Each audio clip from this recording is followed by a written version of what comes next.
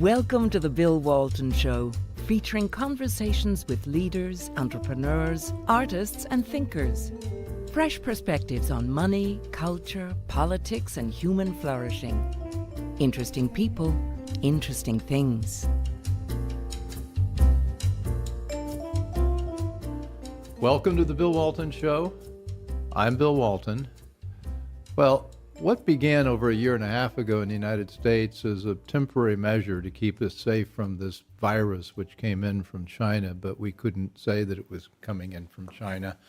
So instead we had a 2-week lockdown, which is now extended into something much more sinister, and I'd say metastasized is a pretty good word, where now we had some limitations on our freedom short term.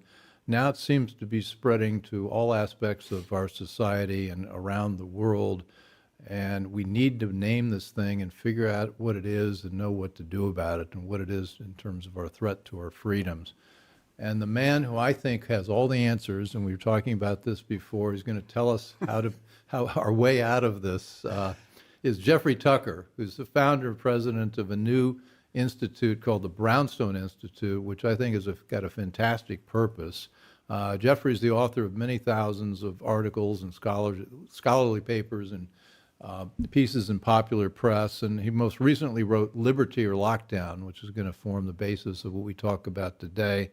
He's also the editor of The Best of Mises, and I've been hoping to get him on. We had him on via Zoom last year, and I think this is going to be fascinating follow-up. So Jeffrey, you founded Brownstone Institute, and you've got a unique focus for this, which is different from a lot of think tanks or action tanks that I'm familiar that have been formed for more general purposes. Yeah, that's right. Well, I had a sense in March, I guess it was March 12th, 2020, that the world had become a different place, a darker place, a strange place, unfamiliar place, where just overnight, government on its own, many governments around the world, in the U.S. in particular, we decided to disregard all human rights and law and principles of virology and commercial freedom, religious freedom. You know, it all just went away. The freedom to travel, you know, it was all just shut down. And I thought, I didn't know I lived in that kind of world in which government would do something like this. I knew the power was there. It has been there for about 15 years. But the idea that they would actually deploy it was astonishing and really depressing. And I knew from that moment that our lives were going to be fundamentally changed. And I knew my life would change dramatically. I threw myself into cell biology and history, looking at the pandemic past. A lot of the articles, chapters in that book, Liberty Lockdown, discuss how we dealt with pandemics in the past. In the modern age, in the 20th century, we did very well, intelligently. And suddenly 2020 comes along, and we decided to forget everything and pursued this insane experiment in human separation and mass management of the unmanageable. And the result has been demoralizing and depressing and shocking in terms of all things public health. Well, you organized the Great Barrington Declaration. I did. Tell me about that. Well, that came about on August 5th of 2020, but Yeah. That was when it was signed. But Martin Kulldorff and I connected with each other, I think sometime it must have been July or He's August. He's the He's the epidemiologist at Harvard, one of the world's leading statisticians in epidemiology, and really a master. And I saw that he was tweeting against the lockdowns, and I thought, that's remarkable, a Harvard professor. So I invited him over to meet, and we got together. And he said, do you know what the real problem is? The problem is that there's a lot of journalists out there that don't understand viruses and public health.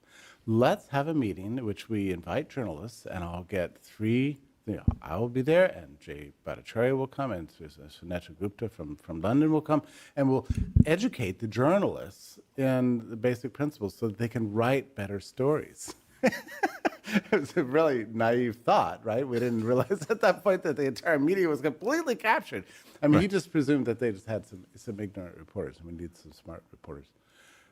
One of those reporters who came to that meeting was David Zweig, who turns out to be one of the best writers on the topic, and he writes for The Atlantic, and he's a good guy, and he gets it right. and he's involved with Brownstone too.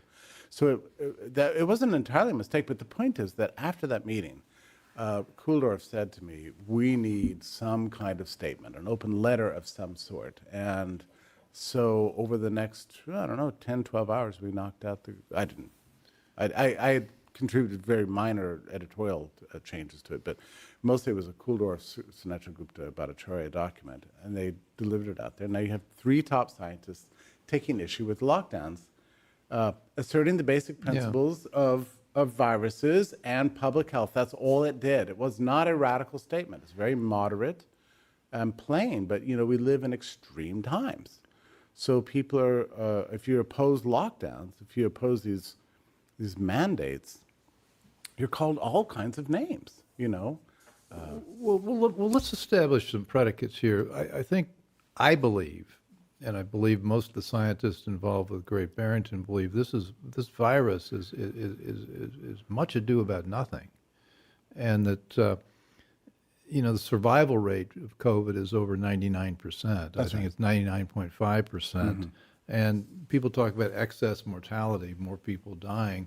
There has been no excess mortality because of this. To the extent there has been, it's mostly been among younger people that are not dying of COVID. So a lot of people have died, but from lockdowns, a lot of lockdown deaths. I think that's ultimately what it'll show us. Well, there's the price. It's the lockdown. The cure has been worse than the disease by far. And then there's been a lot of misattribution of death to COVID.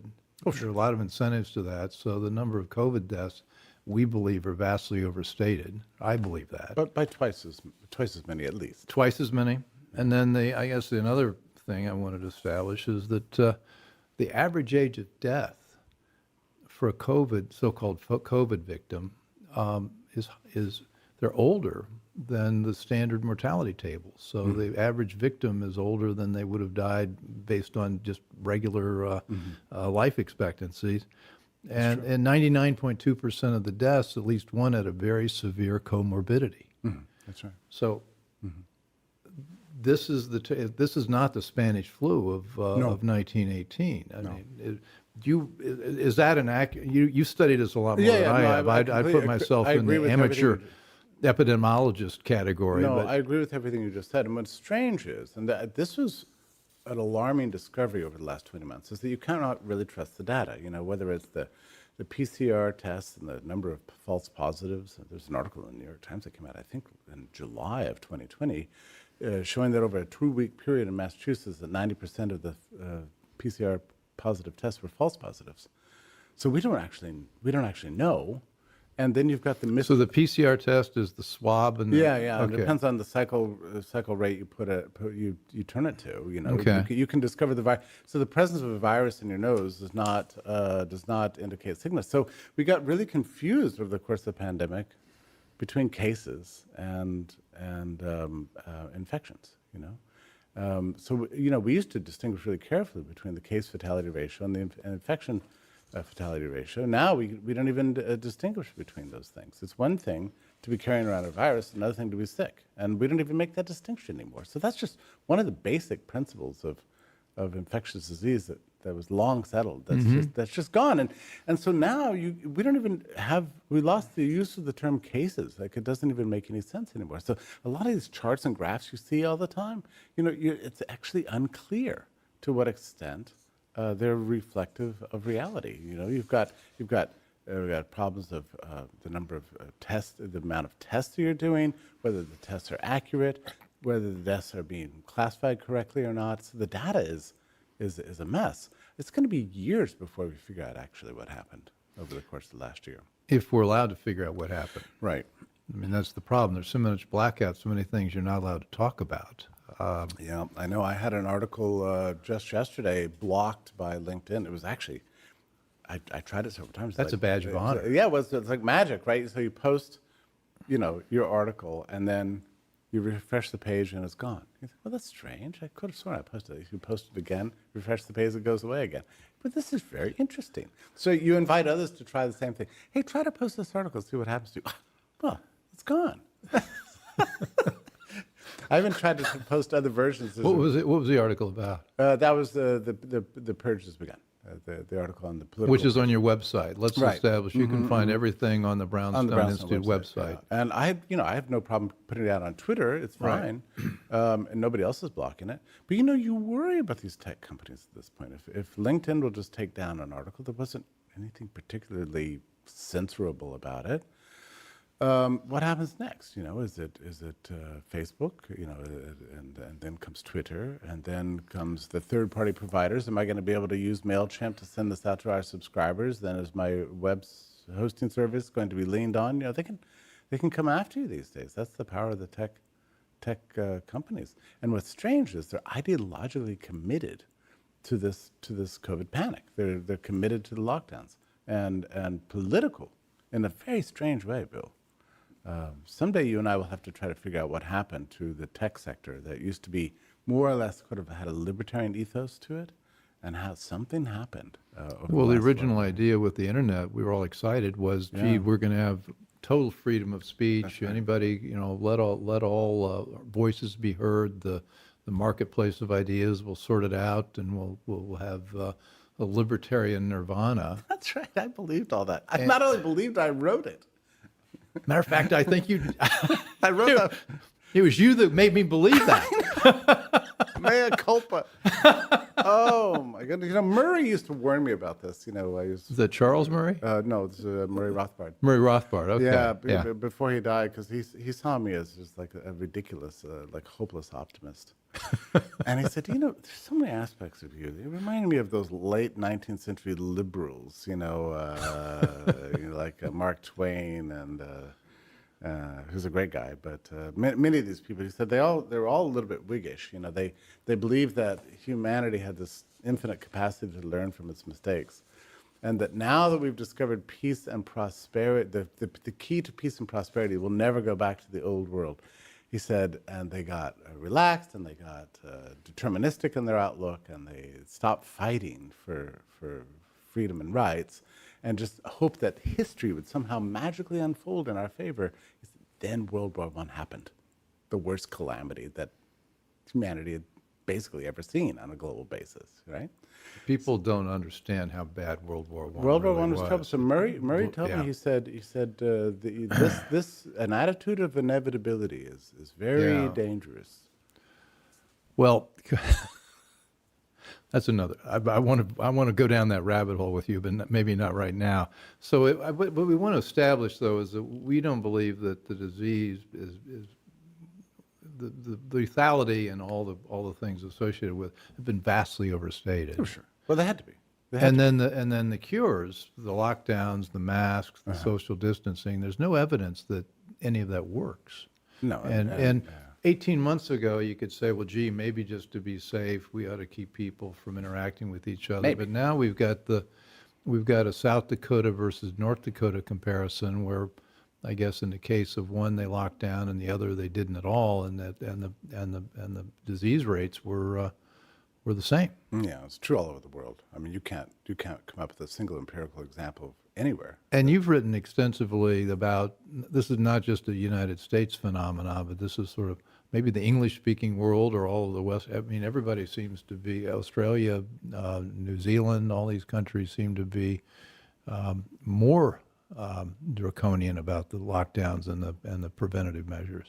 Yes, there, but for the grace go us, really. When I look at, but for the grace of God go us, because I look at the Australia situation, these are civilized people, highly educated, with a tradition of liberty and a love of liberty, and they have turned themselves into a totalitarian police state. There are aspects of the U.S. that have become like that, but I think we've missed the worst part of it. What's also strange right now, Bill, is that it depends on where you are, right? I mean, if you're in Florida right now, life feels more or less normal from everything I can tell. But in the Northeast of the United States today, everybody's still in this constant disease panic. Plexiglass hung between every shopkeeper and customer, and people walking around in masks, and Karens are still patrolling the grocery store aisles to make sure you're walking in the right direction. I mean, it's just crazy. Many schools still shut, kids all masked up. I mean, just in the airport today, it's just awful to see these children in masks and mandates and people screaming at each other, get that mask over your nose. and so on and so on. It's just all nutty. The things that we've done to control this virus that we can't see, this invisible enemy, it feels mystical and magical and superstitious. It's like we had to believe that there was something we could do to control this pathogen. We've never attempted anything like this before. And it didn't work, obviously. You're watching the Bill Walton Show. I'm here with Jeffrey Tucker, founder of a terrific new group, the Brownstone Institute, and we're talking about, I don't know, what are we talking about, Jeffrey? The insanity of all the measures we've taken to protect ourselves against something that looks an awful lot like not that big a deal. Yeah. So what's the theme of your piece that you just wrote, and what does Brownstone want to do to help shape Brownstone debate? wants to be in a position to respond on a daily basis to the unfolding of events and explain them in light of the previous experience and try to carve out a narrative so we can understand the chaos of our times. This is one of the keys here, is that there's so much changing so fast, and we get so used to the despotisms of last week that the despotisms of this week, they may shock us, but then there's going to be another ramp up next week. And it's happened slow enough so we've gotten used to it, but fast enough so that we can't really process it intellectually or morally or spiritually. So that's really what Brownstone is trying to do, provide the kind of research and the narrative history of our times so that we can understand the way all these things are linked, and to not acquiesce to the idea this is normal. This is not normal. And it's wrong. It's contrary to public health. It's contrary to all of our traditions of law, our belief in equality and human rights and freedom. And we need to see this. I mean, these days, the very word freedom has come to be used by these public health officials as if it's some sort of slur term. Don't tell me about your freedom. I think Fauci even said something like that. So this cannot stand. It cannot stand. There has to be some voice of opposition, and somebody with precision and knowledge and focus, and that's what Brownstone is about, with a larger vision, which I would call a traditional classical liberal vision. So who are affiliated with you now? Who are the people writing on this, and who are making common cause? Well, I've worked very closely in the founding of this thing with Jay Bhattacharya of Stanford and Martin Kulldorff of Harvard and Don Boudreau of George Mason University and George Gilder. So the four of us, five of us really were the... Sunetra Gupta of Oxford wanted to be involved, but she had been so rattled. A quiet life of a scientist and a theoretical epidemiologist and sometimes novelist threw herself into this battle over the Great Barrier Incident because she was horrified by what was unfolding, and then she found herself pilloried within the British press, and her life really just shattered, and she just could hardly stand it. So she was really in favor of the founding of Brownstone, but she said, in my interest of psychological sanity and stability, need to kind of withdraw from public life for a little bit. So she gets in to say it's brutal the way she was treated. Well, this all seems to be theological. We've got the governor. You quoted this in your article, her tweet. She tells us, in the case of the vaccine, the vaccine is from God to us. Right, and so you're a sinner if you don't take it. And we must say, thank you, God, for this vaccine, and we owe this to God, and I need you to be my apostles. So this didn't surprise me, This is crazy stuff. stuff. It's crazy stuff, but it didn't surprise me, and I'll tell you why. On February 28th, 2020, the New York Times published an op-ed by Donald J. McNeil, who was then their leading virus reporter. And what he said, the title of the article was, "To deal with the coronavirus, go medieval on it." He said, we need to reject all 20th century principles of public health, where we just dealt with the pathogen, in terms of doctor-patient relationships, and instead lock everybody down, shut the highways, ground the planes, freeze everybody to suffer in their disease-ridden cities, as if this is the Middle Ages. This was his article. This is what he wrote. Well, that's what we did. So, we just reversed 500 years of history. That was an astonishing piece, a wild By what authority did he write that? Was this a so-called scientist? I mean, what was his? He writes for the New York Times. What other authority do we? He's their finance reporter. No, he has a degree in rhetoric from Berkeley. See, there we go. And obviously, he did very well because look at the result. He's very talented guy. But wow, later fired. I'm sure you know that saga. But look, we went medieval, and so of course then we started with the segregation and the stigmatization of the sick, and the creation of a new feudalism where you're essential or unessential, depending on what the lords and the manor have to say. We created a wild privilege for the professional class to stay away from the disease while the working class delivered them groceries. And the New York Times advised everybody to this effect. Stay home and have your groceries delivered to you. That's interesting advice. You notice their advice is not deliver groceries. Right? 'Cause they know who the readers of the New York Times are, right? Well, the New York Times don't deliver groceries. And then they're not driving vans. No, that's right. And then you had De Blasio and Andrew Cuomo, the now disgraced Andrew Cuomo, blaming the Orthodox Jewish communities for continuing on with their funerals and their weddings and their normal life. And then singling out the Jews for spreading disease.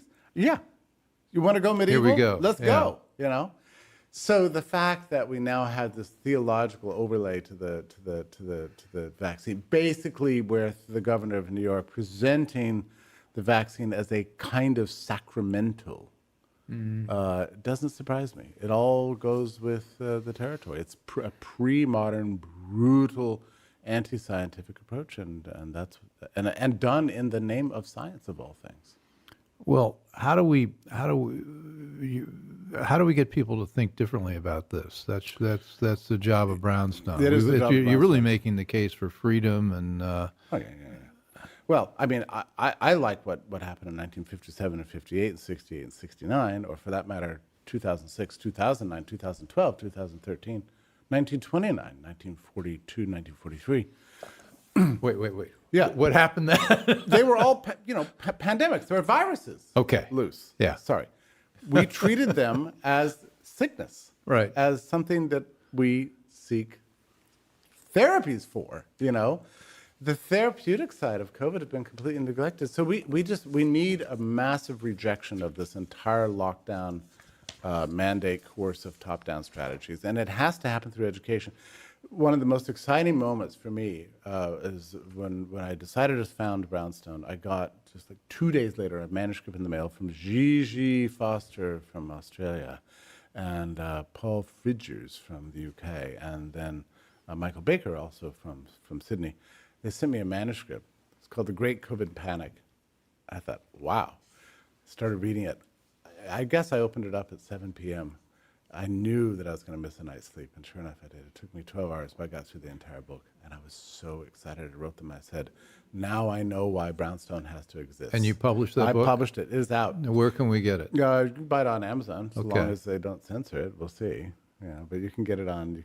And what's the theme of the book? The theme is that this is it covers group psychology and the hysteria and the mass psychology. It has a whole chapter on virology. Right. It goes through all the data, the lockdown theory, where it came from and why it didn't work, and it covers psychology and political reforms that we need. We need to lock down our governments, not lock down societies.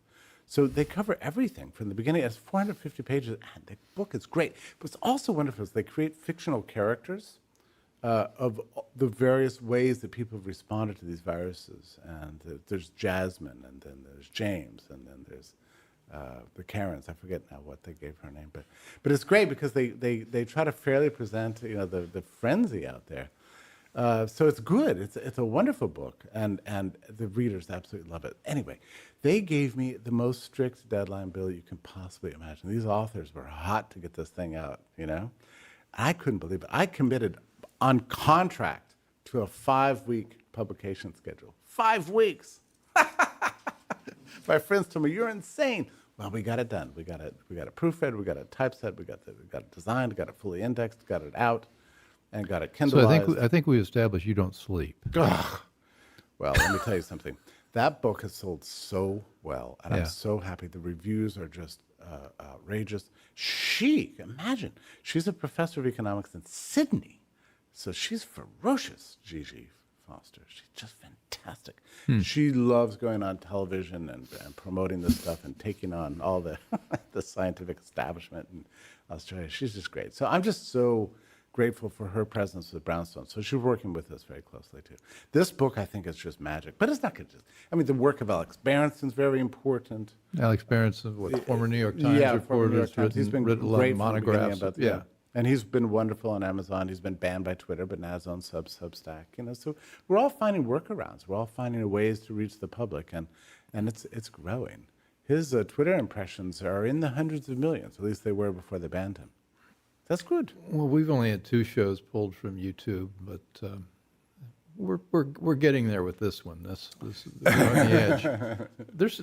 I was doing some research for this, and I came across 30 facts you need to know about COVID. We talked about. Yeah. You think it's credible? I love this article because it has so many links to so many things. I love putting things like this and you've together. written a lot about this. I have, and I've. So here's yeah. one thing I want. You mentioned all these dates, and look at this chart. This is the title of this is the flu has completely disappeared this year. Yeah. And so what we're seeing here, and I guess Kenny will try to get a graphic of this, is that each year you get a spike in the flu. Seasonal goes down, seasonal goes like this. This year there's been no spike.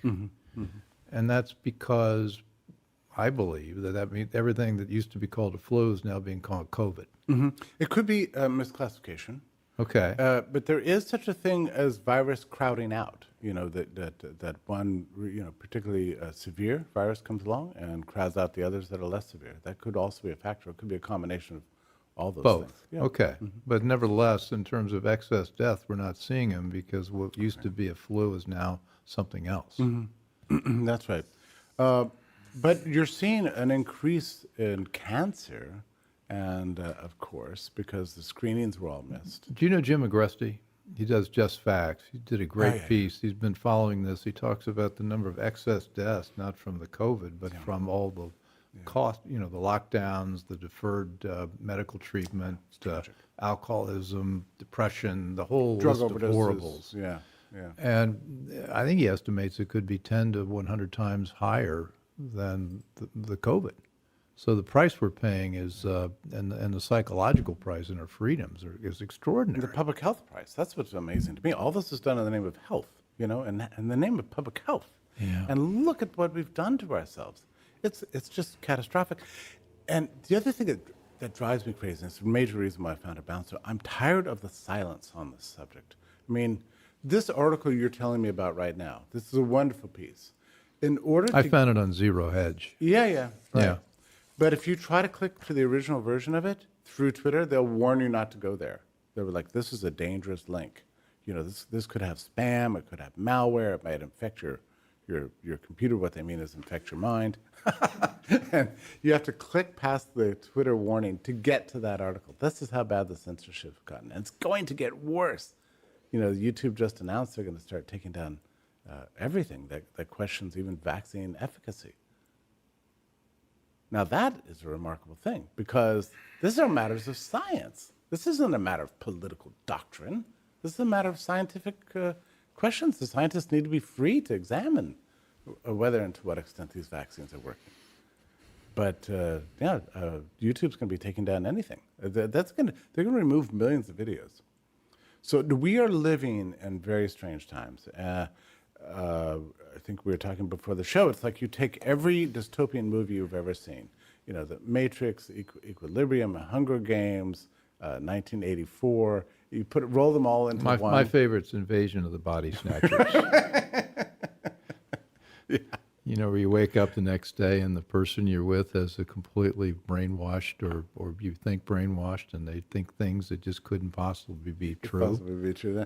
Which, it speaks to something else interesting, Bill, and I wonder if you've thought about this yourself as a kind of a broadcaster and a publisher yourself, a man of ideas. I never thought of myself as a writer as having a therapeutic kind of benefit for people. I always thought it was maybe a bit of an educator, maybe something of an entertainer, an elucidator of the world, bringing the certain sort of aha moments or enlightenment. But what people have told me over the last 20 months of my writing on this stuff is that my work has been really valuable for them psychologically. It's helped them think that they are not crazy. You're watching The Bill Walton Show. I'm here with the brilliant Jeffrey Tucker, founder of Brownstone Institute, and we're talking, and he made a point that I think is absolutely worth repeating. What Jeffrey's doing is he's really providing an island of sanity, and I believe a miasma of insanity. And you can read Jeffrey's work and go on the website and look what Brownstone's doing, and you can say, well, no, I'm not alone in how I feel about this. And I think that's an incredible service. But you are also entertaining from time to time. I mean, you don't keep it up. Don't get too therapeutic. Yeah, right. I haven't entirely lost all joy of life, but I've lost a lot. But it's not all gone. Yeah.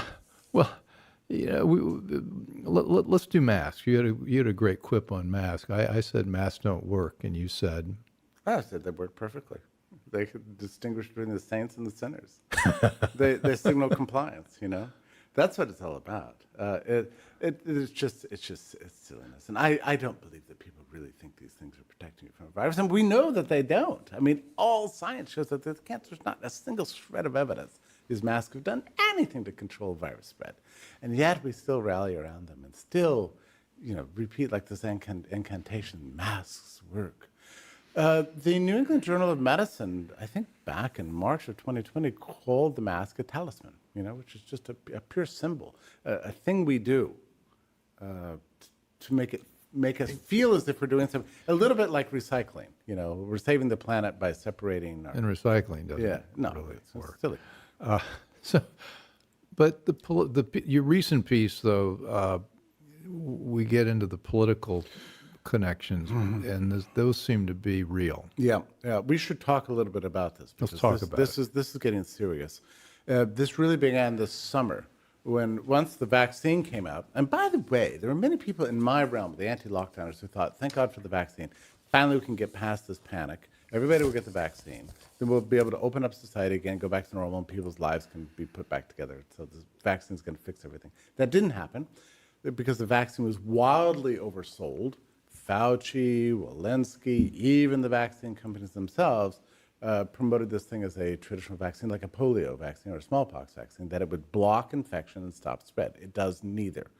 And in fact, serious people in this realm said it would never had the promise of doing that at all. And it doesn't do it. I mean, there's many people listening right now who know people who've got vaccine, or triple vaccinated, quadruple vaccinated, they're still getting COVID. Well, decades were spent trying to develop a vaccine for the exact virus that we're talking about here, and they failed. They couldn't do it. And then all of a sudden, magically, they go behind the curtain and come out, well, now we have a vaccine that works. So the problem was that, first of all, it was all funded by government. They were exempt from all liability, which is actually not entirely unusual with vaccines. But they had a strong incentive to come up with something. And then they wanted emergency use authorization, right? So then they had every incentive to game their pools, the data pools, and exaggerate the effectiveness. So suddenly we heard, 94% effective. And the pharmaceutical companies bear no liability for this virus. No. I think that's odd. Oh, yes. I think that's odd. You mean not for the virus, but for the Not for the virus, for the vaccine. The vaccine, I I think that's odd. Yeah. So it was wildly oversold, and it's underperformed. Now, we think that it's likely true that it does mitigate some severe effects from COVID from people who otherwise might have been hospitalized or died. And as best anybody can tell, maybe it can buy an extra 6 months for people who otherwise have died. Maybe. We don't know that. The companies themselves claim only that it alleviates symptoms. I mean, I don't think they say that it prevents anything. So even though they're shielded from liability, they're still not making the big claim. Yeah, that's right. So you have to read them very carefully. And apparently, under the emergency use authorization, I had a friend of mine tell me this last night, because I never read those things, but he said that they were actually downplaying the effectiveness of this vaccine, even under the emergency use authorization. So let's stay with the political thread that we're seeing here, because this is this is about something, I don't No, this is- understand this. This is so much bigger than just Yeah, a this is vaccine. really important. So what happened, as best I can tell, is sometime in the summer, the New York Times discovered a new way to think about vaccine compliance. If you look at the red states, they're not as vaccinated as the blue states. Now, the Biden administration starts listening to this going, that's interesting.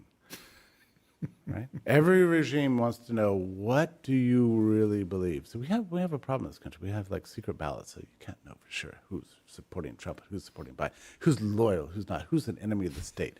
How do you know? So you'd like to have some means to find out. Well, the Biden administration, this is my theory, this is great. We've got a perfect solution to figure out who's loyal to us and who's the enemy.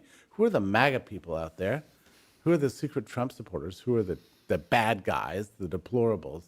And who loves us enlightened, new totalitarians? Who's our fan? So they use the vaccine compliance as a proxy. Now, it's an imperfect one, but what's telling is that this correlation between, Trump support and vaccine hesitancy, as they call it, it does appear on a state-by-state basis, but not on a county-by-county basis, right? So the Biden administration really, but the Biden administration has a problem with federalism. Am I going too fast here? No. The problem is that under our system of government, the states have... We'll come back later and subtitle this so we can... Yeah, right? Okay. Under federalism, the states have certain rights of self-governance, right? They can have certain things, like, and DeSantis, getting rid of mask mandates and so on, or getting rid of vaccine mandates. So Biden administration needed some way to go after these political enemies. So that was the purpose of the vaccine mandates, was to ferret out the bad guys. And it's brilliant.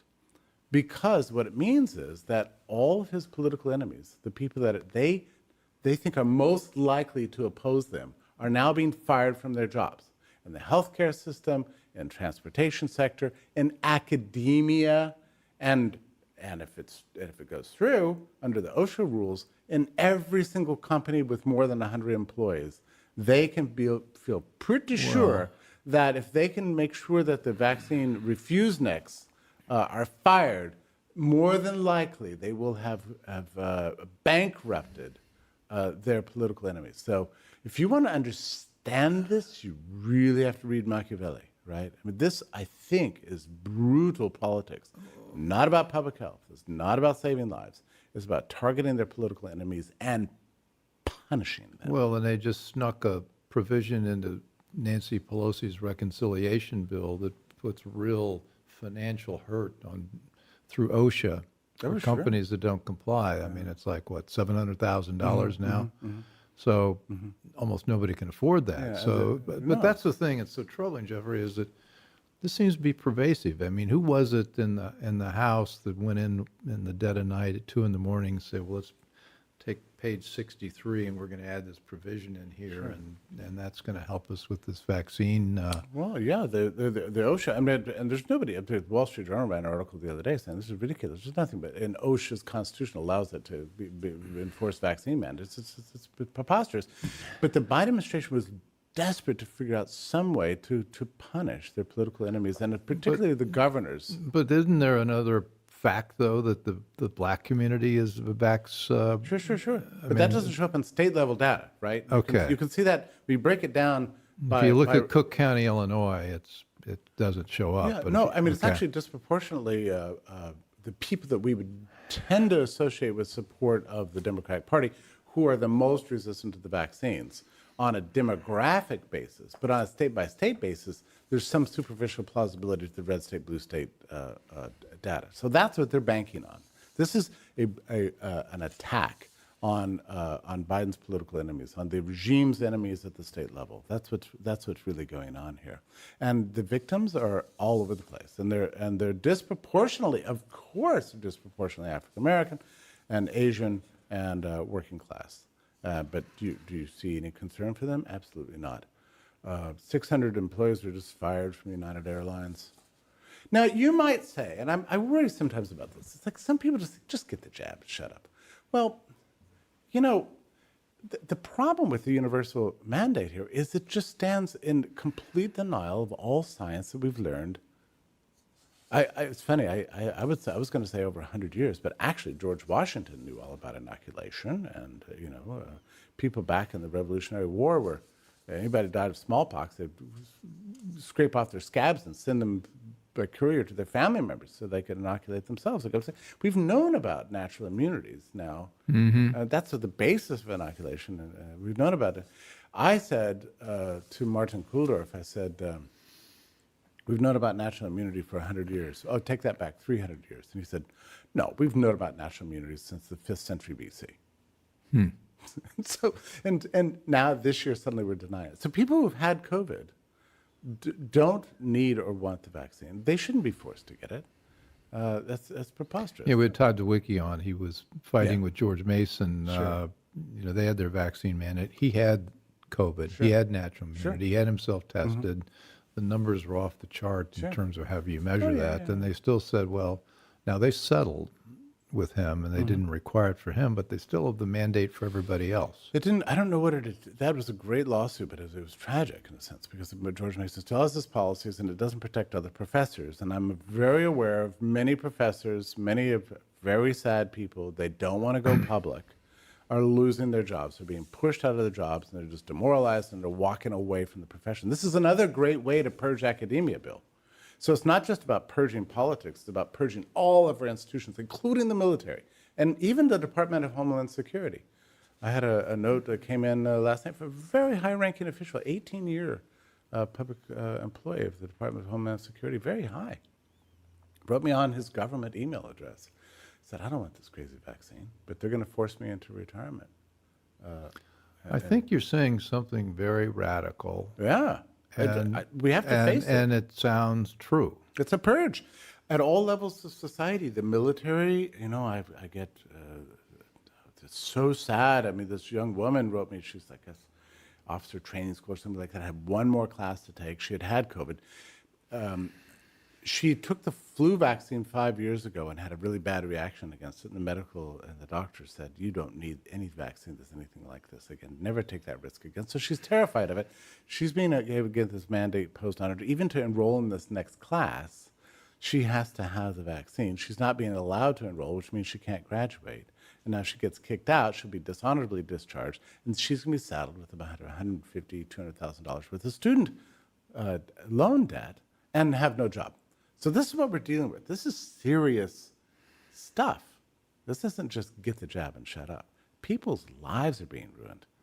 Academia is being purged. The military is being purged. The public sector is being purged. We're turning our government into a single-party state that seems to bear a lot of the marks of what we've come to see in China. It's very scary. China. I think we're going to have a part two because there are eerie similarities. We need to close. Let's talk about where you want to go with Brownstone. Yeah. How can we help? Well, it's new and still getting our footing, but things have gone so well. Our traffic is through the roof. I'm so pleased, and I attribute that to the message and to the mission and to the vision and just to the research. It's just so needed right now. I think Brownstone is going to have to take on some of these people that are being purged, particularly out of scientific field and academia. We've got brilliant historians, economists, epidemiologists, researchers at all levels who are being tossed out or pressured, tenure or not. And I want to be able to give them a place to publish and a way for them to continue the research. And Bill, this is what we have to do. We can sit by and watch our civilization collapse and see all the dissidents purged, see the people who love freedom kicked out of their jobs and starve and say, oh, I don't care. We can say that, but that's not our job. I mean, we're here for a reason. We have to act. And now is the time. It's no longer the case. We can't just, this is not a parlor game anymore. This is not about debating societies. It's not about just conferences and friendships and factions and all these things. This is civilization sweeping to destruction. And the sooner we recognize that, the better off we'll be. And then we have to act with moral courage to do something about it. And you can always ask the question, and people do, but will it work? And I don't know. But it's all we can do. And I know this. If we do nothing, we will certainly fail and we'll lose everything. So I'm happy to do something, whatever it is, to make a difference. And maybe we can save this. It's worth it saving. Civilization is worth saving. Freedom is worth saving. Human rights mean something. They built the modern world. We cannot just sit by and do nothing when we see it all unraveling before us. We cannot do it. Jeffrey Tucker, Brownstone Institute. We're with you. You can find Jeffrey and Brownstone Institute on the, I guess your URL is... Brownstone. Brownstone, okay. .org. Okay, brownstone.org. We've got that, and please get in touch with Jeffrey. He's doing something that's very important, and I hope we'll all support his cause and our cause. You've been listening to The Bill Walton Show.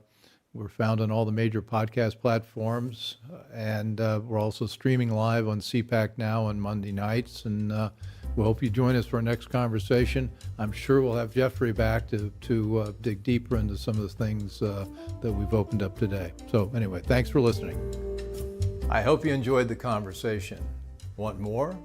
Click the subscribe button or head over to thebillwaltonshow.com to choose from over 100 episodes. You can also learn more about our guest on our Interesting People page. And send us your comments. We read every one, and your thoughts help us guide the show. If it's easier for you to listen, check out our podcast page and subscribe there. In return, we'll keep you informed about what's true, what's right, and what's next. Thanks for joining.